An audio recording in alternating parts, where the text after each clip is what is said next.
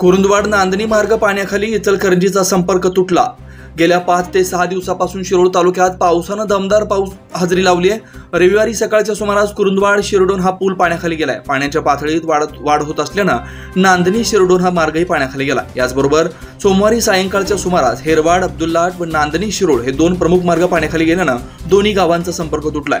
तर आज मंगळवारी कुरुंदवाड नांदणी हा प्रमुख मार्ग पाण्याखाली गेल्यानं कुरुंदवाड नांदणीचा संपर्क तुटलाय। दरम्यान जिल्हा आपत्ती विभागाकडून नागरिकांच्या सुरक्षेसाठी उपाययोजना केल्या असून नदी काठावरील गावे तसेच नागरिकांना सतर्क राहण्याच्या सूचना करण्यात आल्या।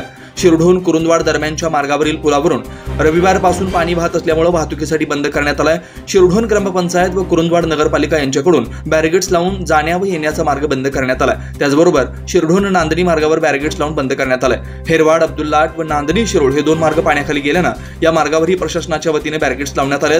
तर नांदणी कुरुंदवाड हा मार्ग पाण्याखाली गेल्यानं हा मार्ग वाहतुकीसाठी बंद करण्यात आला।